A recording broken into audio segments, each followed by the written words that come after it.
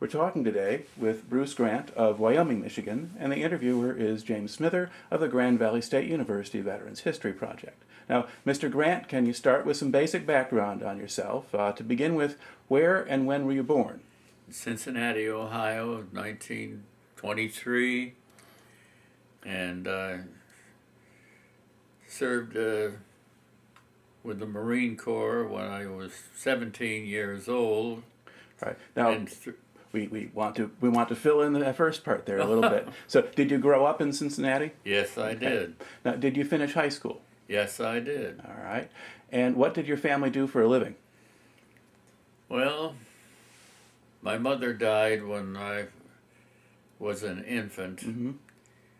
My father worked as a tailor and traveled on the road and out of Cincinnati, and he traveled through the southern portion of the United States, and he would occasionally get back to Cincinnati, and I was living with my aunt at that time, and she was originally from Grand Rapids, and my father called her back, and he had these two kids to raise and no way to do it, so she came down with her family, and so I was raised in Cincinnati, and went through school in Cincinnati, Hughes High School, University of Cincinnati, etc. And then I came up here and went to work in Michigan, and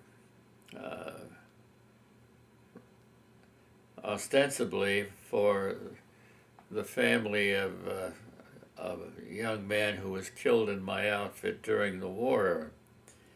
And I elected to stay here because I like the area. Okay.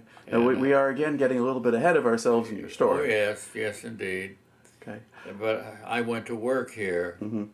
and put 3 or 4 stations on the air, and I've been here ever since. Right. Okay. I'd like to kind of go back here to the period you grow up in Cincinnati. Yes. You finish high school. Right. But then you enlist in the Marine Corps. Oh, yes. And you do that actually before Pearl Harbor itself. Oh, absolutely. Now, Absolutely. Why did you do that? Because in those days, the depression was everywhere. And where you were a young man, you either got arrested or you enlisted somewhere and got an education and finished school, and I did. I enlisted in the Marine Corps. All right. And, Now, can you tell me a little bit about what the whole basic training experience was like? training period, well, in the Marine Corps, it was tough training, no doubt about it. It was tough. Where did you train first? And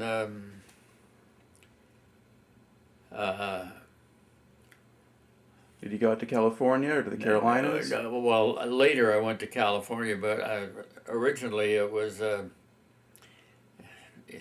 see. Is it Paris Island or? Paris Island, PI, right? Yeah. Yeah. Paris Island, and then I got transferred out to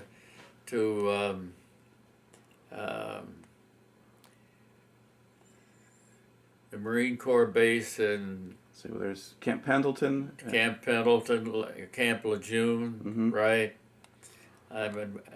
Was at both of those areas, and oh dear. Well, I want to just fill in a little bit. What can you remember about the beginnings of your training? You go out to Paris Island. What happened to you there?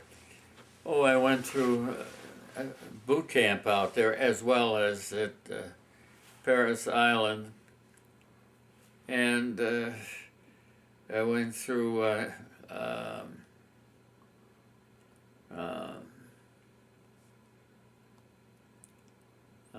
let's see, I can't quite recall. Well, in the boot camp, did you do a lot of hard physical training? Oh, absolutely. Hard physical and a lot of manual of arms, that kind of thing. and a lot of musketry training. And I was out there, I don't know, for several months until I got shipped overseas. Okay. Now, did they put a lot of emphasis on discipline? Absolutely. You don't go through the Marine Corps without that. Yeah. And Did you have a difficult time adjusting to that, or did you take to it quickly? They're tough young kids. But Took it as it came along. Okay. So you would follow orders? Oh, absolutely, absolutely. Okay. Do you remember anything about the drill instructors, the men who were training you? Well, yes, I do. To Sergeant Woods, I remember his name, and he kind of took me under his wing for some reason, and did some schooling with me, and that's when I got into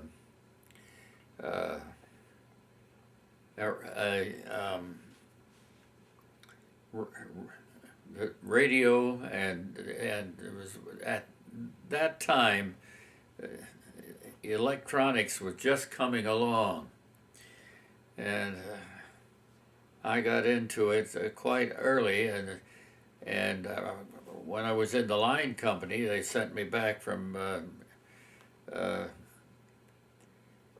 Jima, or not from Iwo Jima, from Guadalcanal, right? Guadalcanal, back to the Hawaiian Islands, and I went through radio and radar school there. Okay. But your interest starts all the way back there. Oh, yes, yeah. Okay. All right.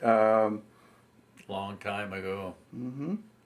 Okay. Now, let's see. As best you can remember, what was the sequence of camps that you were in? You go to Paris Island first. Paris Island. You did Camp Lejeune next? Or? Yeah. San Diego, the Marine base out there. And let's see, from there went to the Hawaiian Islands. Okay. Now, where were you when Pearl Harbor happened? When Pearl Harbor happened, I was in the 1st Marine Division then. Yes. I got shipped down to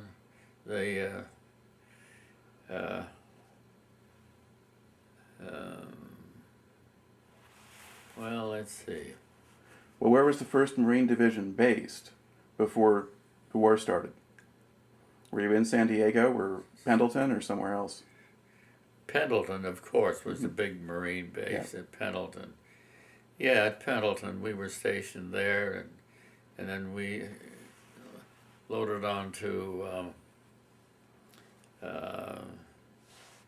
transports and were shipped overseas, and we wound up in the Hawaii, in the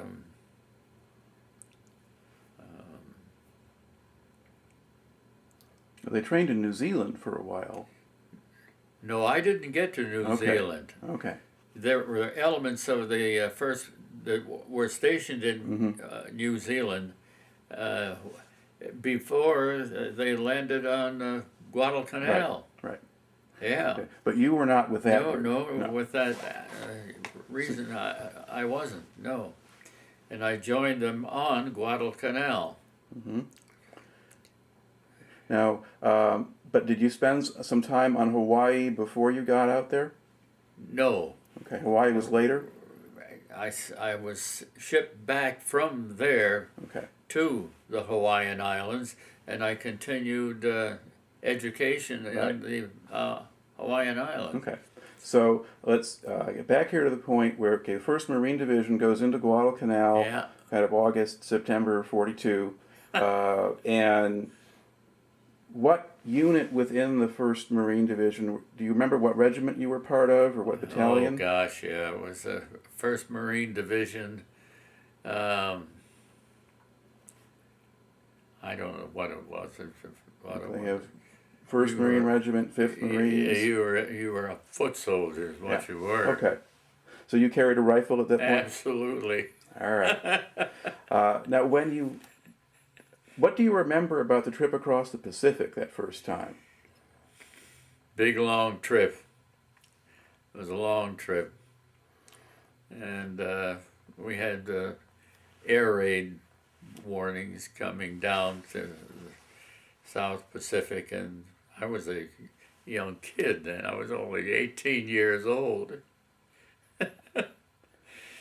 But it was interesting, and I wouldn't trade it for anything in the world now. But Do you remember what kind of ship you were on? APA, So it's a cargo ship. Okay, it's sort of a military transport Oh ship. yeah. So you weren't on it wasn't a converted civilian ship, or? I think it was probably a converted military to the military use at that time. But other than that, I don't recall much. Okay. Did they have a ceremony for crossing the equator or the date line or whatever? Oh yes, they did. Yes, across the equator, and everybody was or like a pollywog or something, and then you become a shellback. And it was quite a time. All right. Now, when you got out to Guadalcanal, what was the situation at the time? Were you with the initial landing, or did you come in as a reinforcement? No, yeah, we were with the initial landing, and we were relieved when the island was secured. Mm-hmm. Secured, hell, it wasn't secured, but the Marines said it was secured. And we were relieved by, I think, a 27th Division of the Army. Mm-hmm. Yeah. And I got sent back to the Hawaiian Islands, and I went to school back there for a long time. Now, when you got to Guadalcanal, how did you get on shore?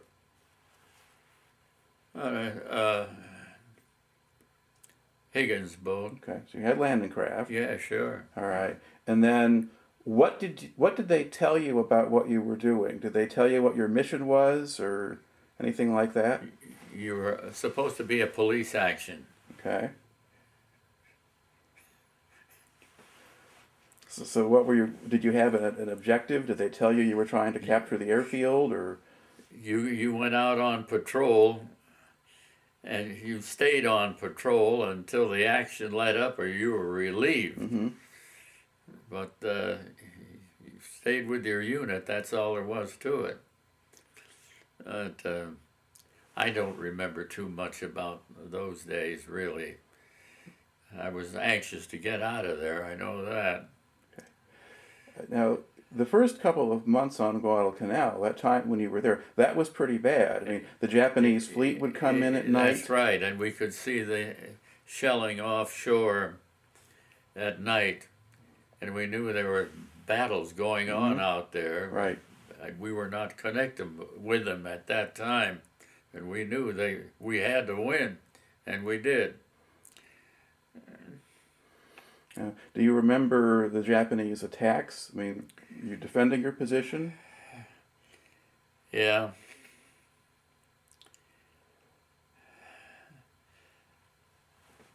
Not, I don't like to even think about that. Yeah, that was pretty bad. It was. It was. And they were trying to infiltrate our lines every night. And it was tough going, no doubt about it, and you didn't know who was next to you, right or left, and you didn't take any chance. If you didn't get a response that you liked, you opened fire. I mean, now.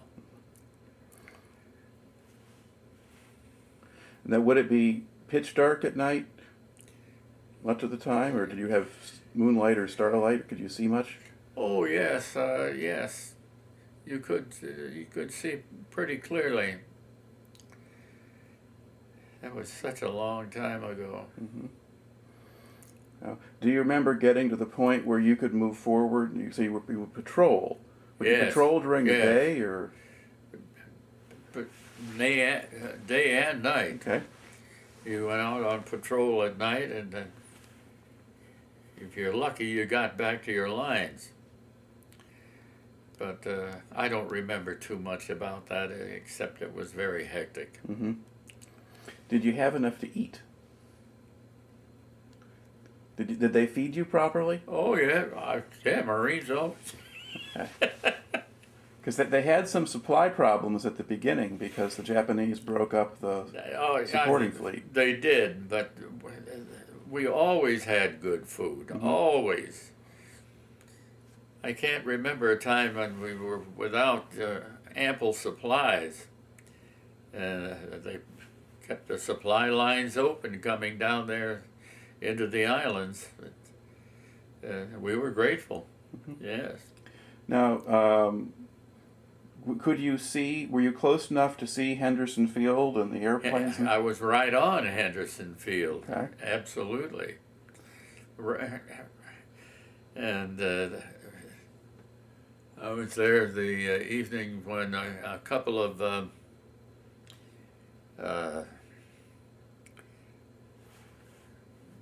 Navy, I think they were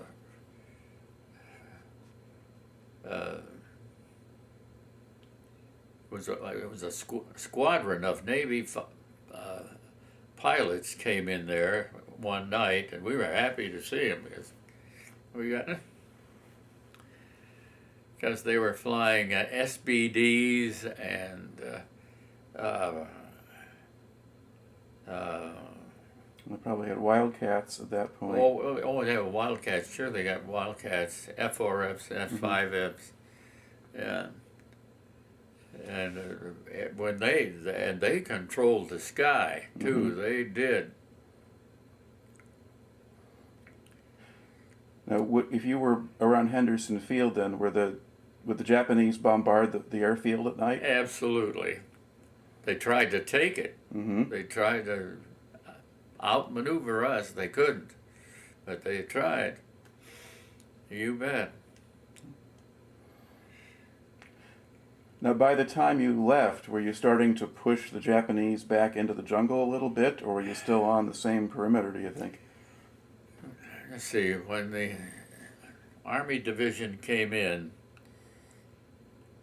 we were still fighting on the land, but we had pushed them back. But I was happy as hell to get out of there, I know that. And do you remember seeing any of the native population, the guys who were scouts or things like that?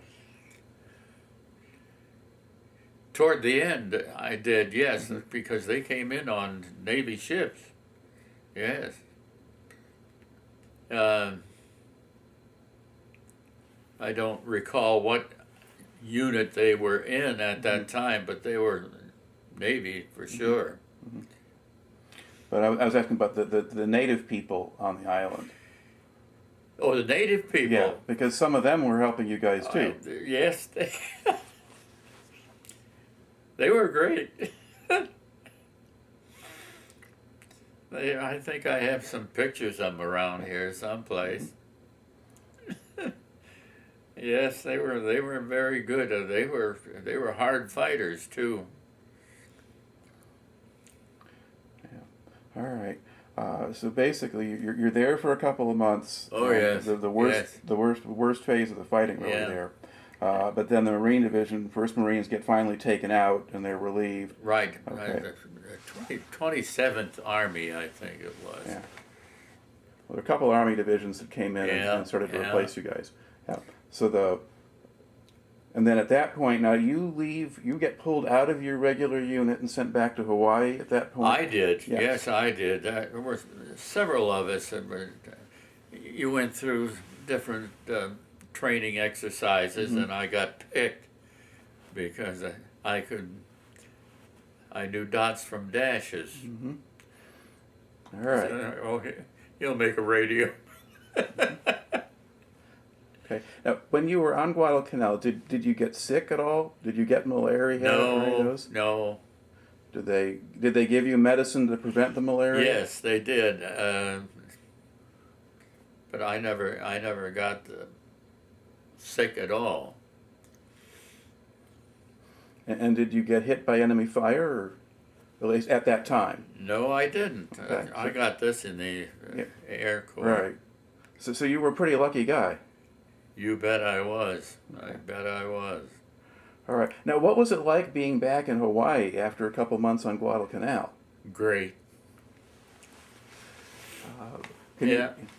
Every and they have different schools you could apply for, and I have applied to all of them. I loved that with duty. And so when I was over in Hawaii for 2 or 3 months, I think, yeah. And then I joined VMB 612, which was the squadron I was attached to, and went back overseas then. All right.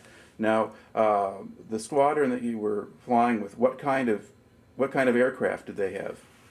They were converted B-25s.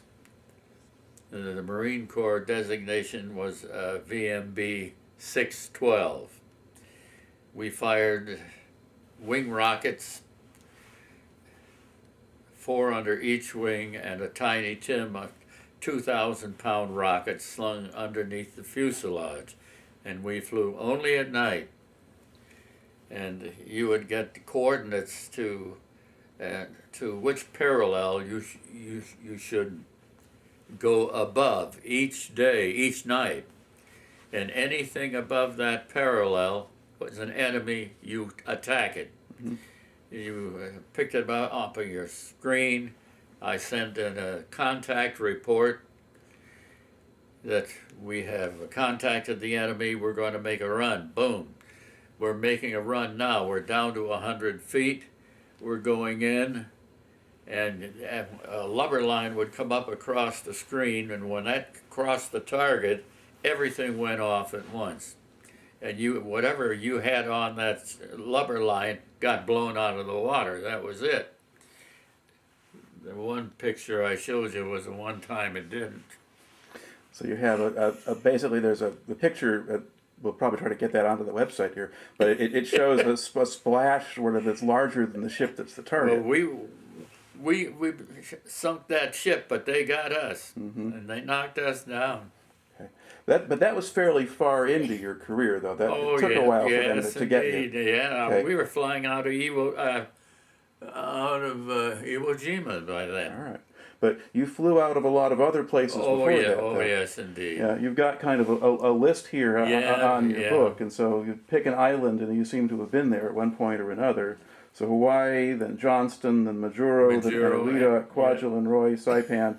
So yeah, you had a good list. Now, how much training did you get with your air crew before you started to fly missions?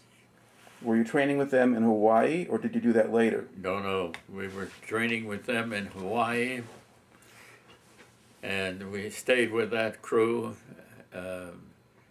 I did till the end of the war. Okay.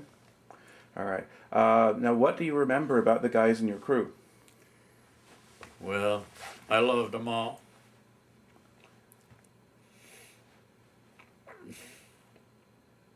They were great guys. Many of them did get back, of course. And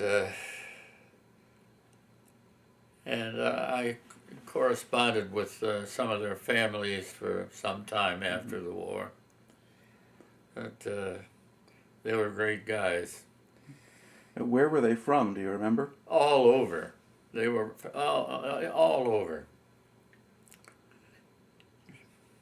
Yeah. It was a great group. Okay. Now you trained with them in Hawaii. Yeah. And then when they moved you out to Johnston, was that just en route, or did you fly out of there for a while? Johnson was just a stopping off place. Right. Okay. Do you remember kind of what your first main base was for flying actual missions? Let's see. Did you do that out of Eniwetok or Kwajalein or? Well, it was in the Hawaiian Islands. Okay. Yeah. And that's where we joined the squadron. Right. And then moved out with them. Right. And then after you're flying out of now when you flew out of Hawaii, did you have any targets or was that just training? Training. Yeah. Okay. Okay. Training exclusively. All right. And brushing up on your navigation skills and how do you get out of this spot or that spot, and how do you find your way around and back. Did you have to learn to navigate by the stars? Kind of look up at the sky and know where you were? Or did someone else do that for you? Well, you had a navigator in our crew, but yeah, we looked up at Orion and so forth, and but no, we didn't do navigational. We did it by radar and radio. Mm-hmm. It was easier that way. Okay. And they were moving the coordinates continually through the war. Mm-hmm. As the fighting went on.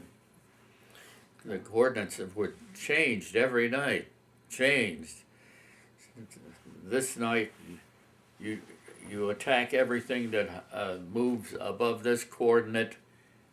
It's an enemy. You attack it, and then the next night it would be you farther north. Do you know how many missions you flew? Oh, yeah, 37. I think Okay. I have it in the book there. Okay. All right. Now, how often would you find targets? Did you find something every mission, or just a few of them, or? Almost every mission, because the Japs were running their ships down to these beleaguered bases, and we covered all of that area every night, and anything that moved, you hit it. And we hit a lot of them. Were you mostly hitting merchant ships or transport ships? They were transport ships for the most part, yes. Okay. They were. And would they fly? Would they have military escorts, or would they go by themselves? I remember them as being alone. We didn't encounter any enemy aircraft when we were on a mission at night. We didn't. And we, as a matter of fact, we only carried one machine gun in the tail, but we don't fire it because it gave away your position. You didn't. But we flew secretly, really. And when we would pick up a target, you would file a contact report, and we're contact report, and you're going in on a mission. You drop down to 500 feet. You went in and you blew that up, whatever it was. Okay. Did your planes fly individually or in groups? Individually, Okay. and they would be in 3 different sectors. Right. We would fly out through one sector, your bud be flying out through another sector. Every night it would be a different region, and you took off at dusk, and you would get up into the blind bombing zone by dark, and that's where you did your hunting, and you're flying until night, until daylight, and then you headed back. Okay. So you'd be out there for 12 hours. 12 hours. 12 hours. All right. How did they have to carry extra fuel for that, or? No. We had the bomb bay was full of gas tanks. Okay, that was extra fuel. Yeah. Oh yeah, absolutely. Because we were out 14 hours at a crack. Yeah. How did you stay awake, stay alert all that time? You tried. Yes, you did, but it was easy to stay awake because you knew if you fell asleep, it could be your last sleep. Nobody fell asleep on a mission that I recall. Okay. Now, you were based on initially some of these little islands or these little atolls. Oh yes, yes. Okay. You were at Kwajalein, you're in Eniwetok, places like that. What was it like to operate out of there? What kind of facilities did they have? They all had decent facilities. And you got your aircraft maintenance. They had maintenance facilities. All of those, Johnson Island, all of those islands, they had good facilities, and they got right on your plane. You came in, you were shot up, or you had difficulty. They got right out it, and they turned you back out. Okay. And then when you're on the ground, there would be days when you didn't fly. Some of them. Very few, yeah. Yeah. So, what kind of accommodations did you have? Did you get barracks or tents or? Oh, they had tents where other outfits were coming through and so forth. So you had a bunk where somebody else had it before. Didn't make any difference. Okay. How many planes were in your squadron?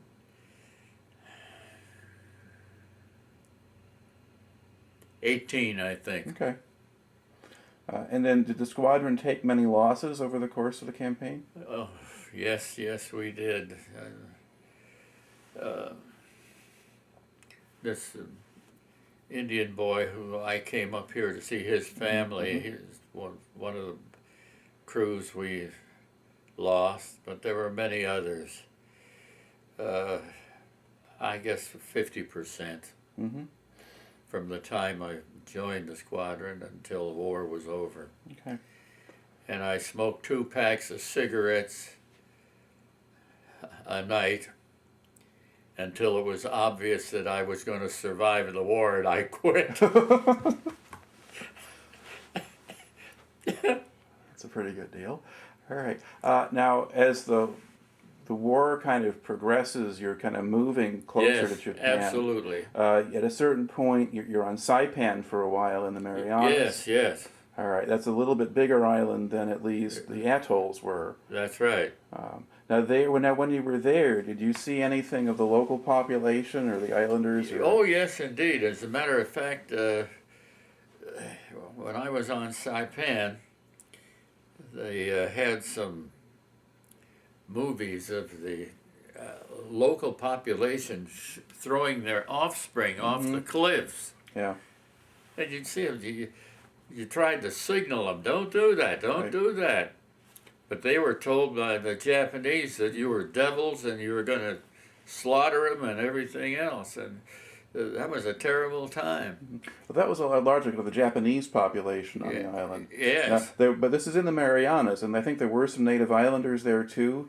Oh, absolutely, because the Japs had been in the Marianas for a long time. Absolutely. That was not an easy war. Yeah.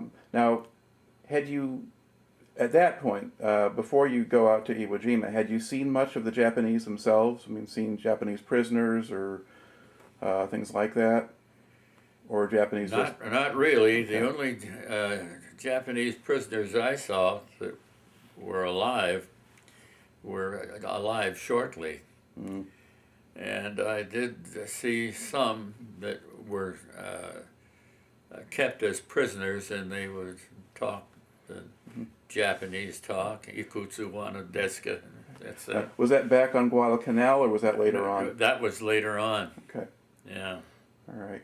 Now, eventually, from Saipan, you go on and actually fly out of Iwo Jima for a while. Yes, we did. As we did. Now, when you got to Iwo Jima, was there still fighting on the island, or at least sniping? Marine said no. It's secure. Okay. Hell, it was. Yeah, of course there was fighting there on the north end, particularly. It was just a rocky. It's where the promontory was, the big.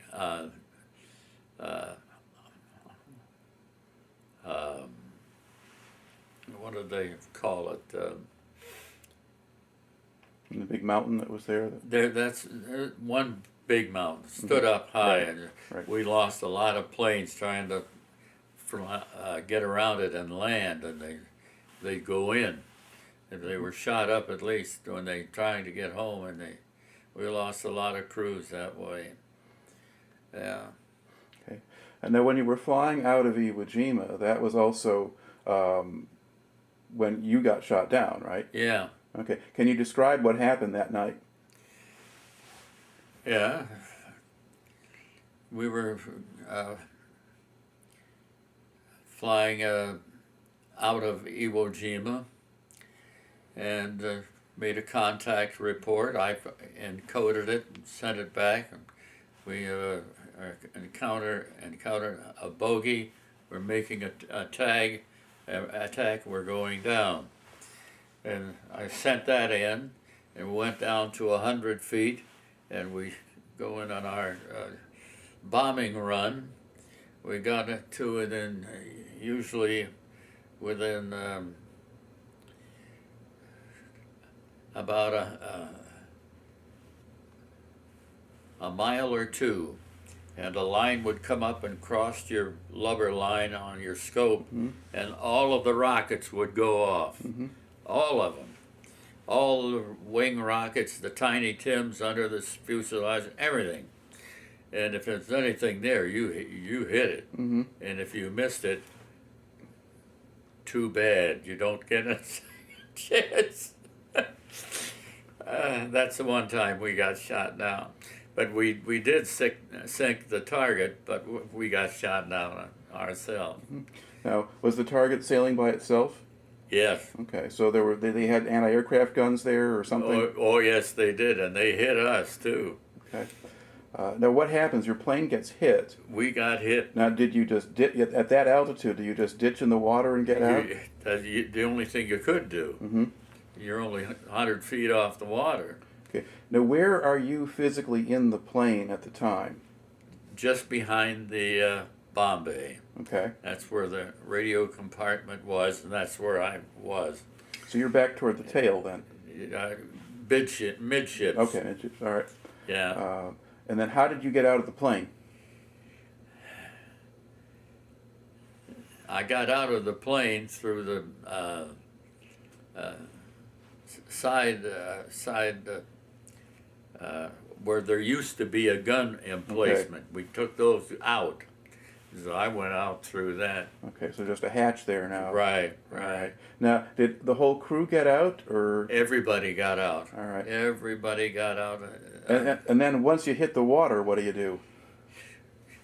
Well, you do is pray. Did you have life rafts or just the life jackets? No, everybody had life jackets. Everybody had life jackets. And I had also sent in a contact report. We were under fire, and we're going in. We're hit. Yep. We're going down. They knew exactly where you were. They knew. Okay. So and we weren't in the water. I don't think 12 hours. Okay. And a Dumbo would come along. Dumbo was a PBY. Big flying boat. Yeah. And they landed next to him and says, "You guys want help?" Yeah, a little bit. But it was you took it as it came. Okay. I don't know. Yeah. Were the conditions on the sea, were they pretty good? Did you have big waves or wind? No, the conditions at sea were very good, very good. Everybody was afraid of porpoises and everything like that, but I didn't see any. No. Porpoises or sharks? Sharks, yeah. But they didn't find you. All right. Yeah, and so the water was warm enough too, so you didn't have Didn't make any difference. much trouble. Yeah. No. All right. Did you manage to stay together as a group while you're in the water all the time? Yes, we did. One fellow, Sam Miller, was in my book there. He was hit and killed, but that was at a later flight. And Well, be that as it may. Now, did you tie yourselves together or just kind of swim together? Or? No, we just kept contact Mm-hmm. verbally. Okay. Where the hell are you? Yeah. All right. Now, you've in your collection here, you've got a photograph that you said was of the near miss against that target. Oh yeah. How did you get the camera out? Did you just carry the camera with you, or? That was an interesting story. We were trying to get verification on our hits, Mm-hmm. and Colonel Cram was our CO, brought in a fellow who was on an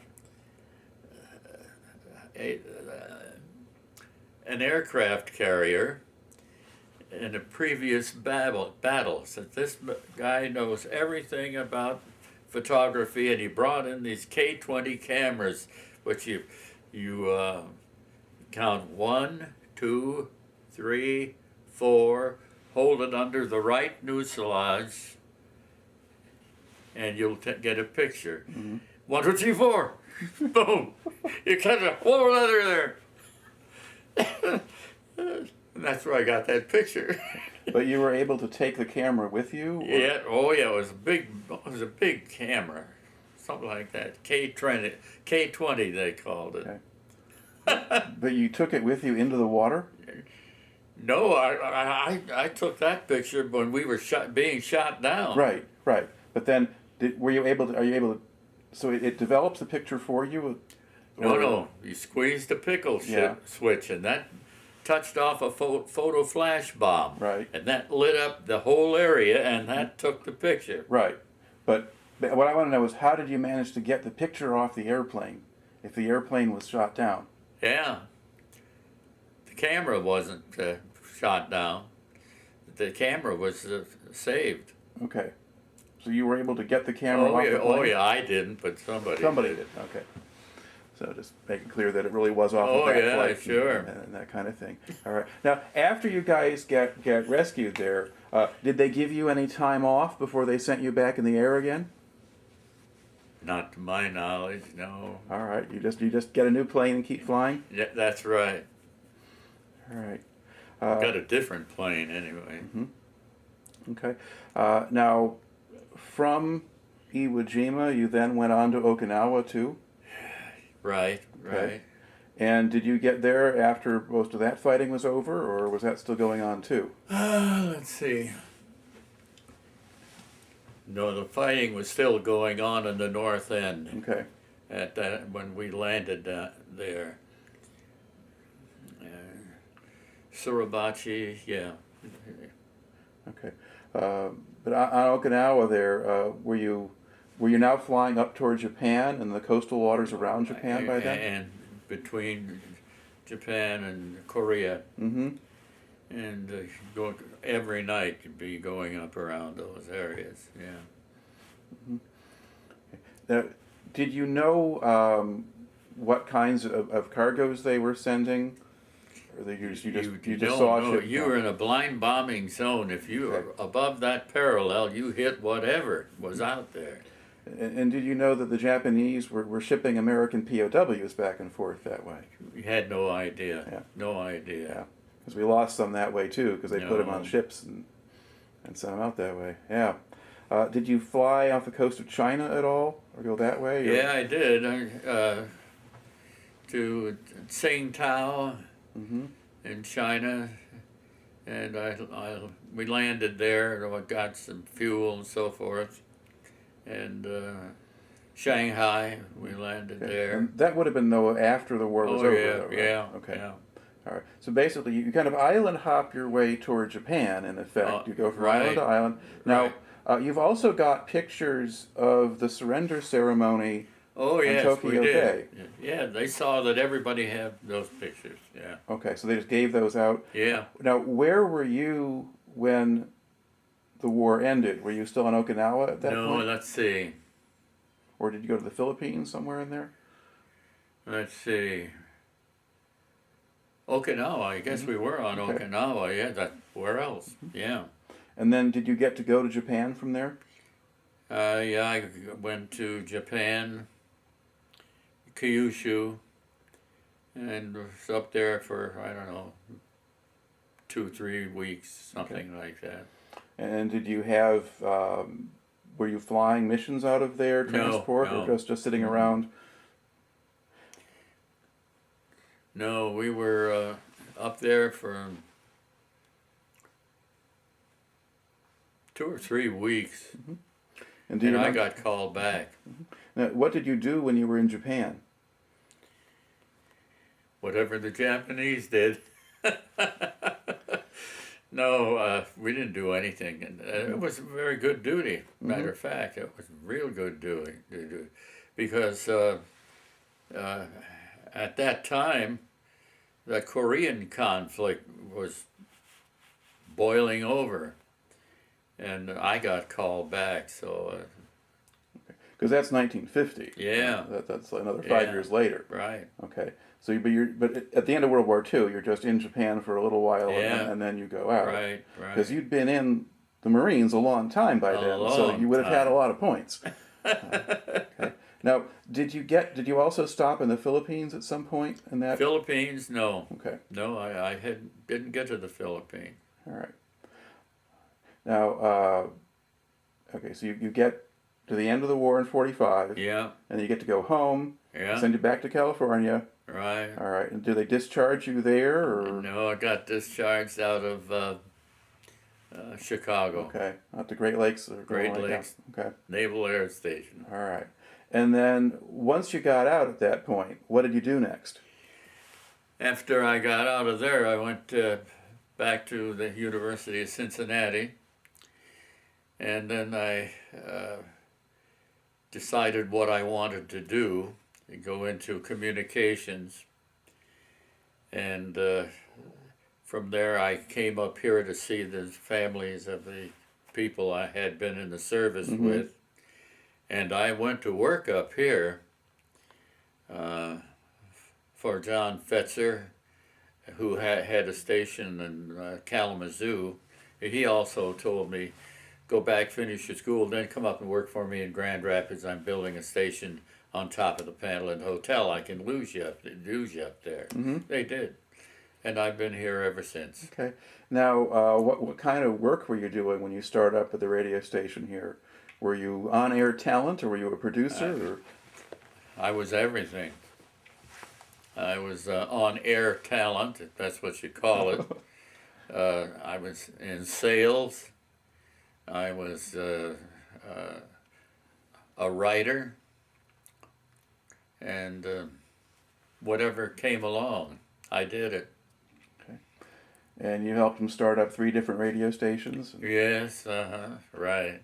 Okay. And then how long did you stay with them? Well, let's see. I was at WJEF, that was the Fetzer station. I was there for 7 years. Then 3 of us put WGRD on the air, and I was there for 9 years. And we put a WTRU in Muskegon, that on the air. And I never forget, I was coming back from there one night, and the fellow who bought controlling interests of GRD, he says, you know, if I can just fire one more guy, I'll get the staff down to what I need. And I said, oh, you don't have to fire anybody, Mr. Rich, because I quit. And I had already been hired by WOOD. So the hell with it. So then I went to work for them for WOOD, and I was there for 20 years. Okay. Now, did you just work on the radio side, or did you do radio, television, yeah. Okay. Both of them. Okay. What kind of stuff did you do for television? Whatever came along. Commercials, really, because that's where the money was. You know, yeah, sure. So did you do voiceovers for those? Voiceovers, yes, indeed. All right, but along the way, you said you also got recalled for Korea when the Korean War happened. Yes, I did. Yes, I did. And did you have to actually go to Korea or Japan? No way possible.